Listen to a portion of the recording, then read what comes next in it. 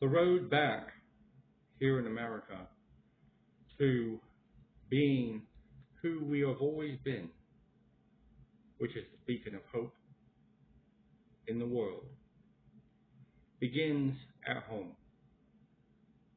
I believe it begins with our children. I believe it begins with the way that we communicate with our children. The words, I love you and thank you, are priceless to a child. We have to be careful how we construct our words to our children, to let them know that no matter what path they're on, we're with them, and they're in the driver's seat. But we will, from time to time, intervene to let them know that we have seen a lot of tragedy in our lives. We've seen a lot of mistakes made, and hopefully they can use that information to make better decisions than we have. We want our children to grow up to be better than we are. In an ever-changing world, we can look back, we can see great strides were made as we grew up. I can remember in particular, one thing that really shook me, and I didn't understand the value of it until it was explained to me by a 7-year-old. The cartoon was Dora the Explorer. And this 7-year-old told me that they loved that show. They were Hispanic. Later on, a friend of theirs told me that that was the first show with a Hispanic lead character, making me think back to Fat Albert and other discrepancies in media. As you look back, you can see the evolution and the inclusion of other cultures in our televisions and now our computers. It's hard to really break ground, though, to be that very first, like Dora was, as she interjected some Spanish, Espanol, into our children's vocabulary. And we forgot to thank her, because they're going to need it. America's ever changing, and our Latin community has really come on strong. If you look at the numbers, you've got almost an even amount between whites, blacks, and Latinos, which is awesome, because it shows how we are one band of brothers. I know that I've talked about it before in the Revolutionary War with my great-great-uncle and his band from Tennessee. A lot of times people don't spend time on the facts that that war of 1812 was brought to conclusion by a plethora of different soldiers. Something we need to pay attention to as we go through Memorial Day in 2024, where I have spent quite a bit of time making a proposal to the Olympics for my ALS crowdfunding campaign. And it would be the 80th anniversary of a letter sent to my mother, her father, and my grandmother. On May the 12th, the man who sent it died. He was 19 years old. The story that he wrote gave us a glimpse into his life in the final weeks over in World War II, preparing for the Normandy invasion. That family lost their loved one so that we could stop hate and end that Aryan attack on the integrity of Europe, where the Olympics will be held. One of the first campaigns that those World War II soldiers faced was in Italy, against Mussolini, where they won and were victorious. And you can't help but wonder where Roy E. Smith died, this soldier from Tennessee, who grew up in the same town as my grandparents, the Donaldsons, Crab Orchard, founded by Stockley Donaldson. A great story that you can reference on Rodcast at YouTube. The ALS campaign is about bringing new innovative ways to fight against diseases, to raise money for research in areas like cancer, areas like Lou Gehrig's disease, areas like marketing, how to take care of citizens who are struggling, be it through medicines, be it through locations, transportation, child care, health services, and all kinds of different information can be passed out about the plethora of programs that we enjoy today because of another great Democrat, Franklin Delano Roosevelt. He started up all these new deals for America as we suffered in World War II and got through the Great Depression with his leadership, and found ourselves on the brink of the manufacturing industry and its economy that it produced here in America as we moved away from agriculture, farming, and seeing the dominance that came with it from oil companies and how much it would cost us as Americans to keep up in the world of Henry Ford and his motors. I'm proud to say that when we look at all the battles that we've won, we've been led through a lot of them by Democrats. And today, I see another battle that we are winning. And it's a battle against hate and against ignorance. I was never prouder than when Barack Obama took office. I held my chest out, I stuck my head up high, and of course, I didn't go around telling people how vested I am in the Democratic Party. I sort of lost my will to participate in politics just because you feel like your voice isn't heard. You get disgusted, and you get in that work, sleep, repeat mode that we all get into.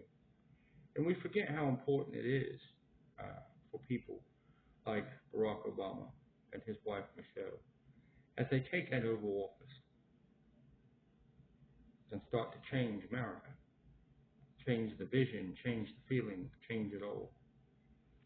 And I remember watching, and he said something that touched me deeply because of my love and respect for the military. He said, one of my number one objectives is to shut down Guantanamo Bay, something that's difficult to address for America, because there is no reason for one human being to torture another one. There is nowhere in Scripture, and there is nowhere in a mother's heart that she thinks that a child should be tortured, no matter what that child looks like, no matter what that child came from, and no matter what that child's done. No human being has the right to torture or rape another, period. And the man with integrity said, I'm going to address it. But he ran up against something and wasn't able to. And then we got Donald J. Trump, who campaigned as a conservative and attacked a soldier named John McCain, who I believe should be honored this year at the Kennedy Center, as well as any other events. because we lost a great soldier in John McCain. And I think John McCain would have agreed that there is no reason for one person to torture another, because he was tortured. He was tortured for years. And when he came home, what he did was try to change things the right way in government, and was disrespected tremendously by Mr. Trump. Even though he backpedaled later, he said some horrible things, including that John McCain was a loser. I don't think you could find too many people in Arizona that would agree with him. And I think that John McCain would agree with a lot of the things that I've been talking about on here, as far as how to battle immigration from Mexico. And I think that you'll find another recipient of the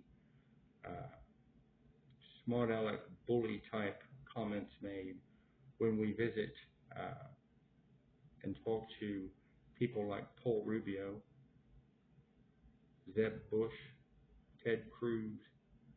I think that they would agree with me that the wall will not work. It has to be education and addressing the infrastructure in Mexico City. It is a complete disaster. Population alone, they can't sustain a decent way of life. And I think that there is some major issues that need to be addressed with the Mexican government, as well as other Latin American governments, when it comes to families who are in power positions. And you don't want to say cartels, but there are cartels involved. And keeping the money at the top and not allowing for it to fall into things like sewage, business, and education. And those are the areas where I think that Bill Clinton's NAFTA program was on the right track as far as trying to fight the immigration issues in our southern states. I think that we were done a great injustice by General Motors, Ford, and others, as they used it to go down there and take advantage of cheaper labor wages, less insurance premiums paid, and keeping all the profits from that at the top, as American consumers did not see a drop in price on vehicles. I think that it had to be a unilateral effort to make NAFTA work the way that Bill Clinton intended for it to work, which is to take our style General Motors employer and Ford employer and other employers to Mexico, who already understand how to be efficient when it comes to taking care of the ecology, taking care of the environment, and taking care of the workers, to sustain an economy that will be able to turn around and purchase their products in Mexico. But I think sometimes we get lost in the quick returns on Wall Street to the stockholders and shareholders of these companies. It's a deep problem that has to be addressed by Congress and Senate when they take a look at revising the NAFTA bill or enhancing the NAFTA bill. And instead of building ridiculous walls to keep out struggling Latinos, building welcome stations and building missions with the help from churches and oil companies who have profiteered all the way back from the Catholic Crusades on our Native American and indigenous American friends. We need to educate and invest in our oldest citizens here in North America, which are the indigenous people of Latin America, Incans, Mayans, and Aztecs, who have suffered greatly as we have grown to be one of the highest standard of living countries in the world. Yes, we will have to give some of our plethora of spoiltries in order for them to have sewage, in order for them to have sustainable education. And that's our job as Americans. When I take a look at addressing these things, I can only see the U.S. for Hope in its campaign for fundraising efforts and for educating through propaganda or through marketing to people to explain the importance of not leaving our neighbors behind in the 20th century and not paying attention to the needs that will end up causing problems as they have in our southern states. Get a hold of your congressmen, get a hold of your senators, and get a hold of your local crowd gathering ownerships and demand U.S. for Hope. I have 2 books that I attach that can be sold for $5 each. And my suggestion is to use the Square on a laptop to swipe the card so we can keep track of the money and have it set up to go straight to ALS.org or have it set up to go straight to redcross.org. You can get receipts as churches to post on your walls to show the world that you're participating in fighting things like cancer. As you deposit into research units or hospitals themselves, as you put into humanitarian efforts across the world, and we start to see a migration of accountability along with the tithes that are collected by churches, along with the profits collected by sports teams, and along with some of the bills that seem to be due when it comes to citizenship and civic duty. I think that if you can go back to the year 1998 in Waynesville, Ohio, where I'm from, you can follow the career of a friend of mine, and his name is Charlie Sanders. And you can see how misinformation and how a blind eye to true justice and true equality can snowball into an effect like we have today, to where I am having to call and get a hold of all Democrats in the United States to bring attention to the fact that he was made to feel like he wasn't wanted. And he was slandered in this town by some people that were trying to tell us that he was wrong when he asked for a police chief to resign because we were having too many incidents where there was no tickets handed out on traffic stops. And the main traffic stop he was talking about, they were pulled out of the car at gunpoint and not even cited for a traffic violation. That is one dangerous police officer. There is not a police officer in the world that would tell you that it's okay to pull a gun out when there's not even enough problems to write a ticket.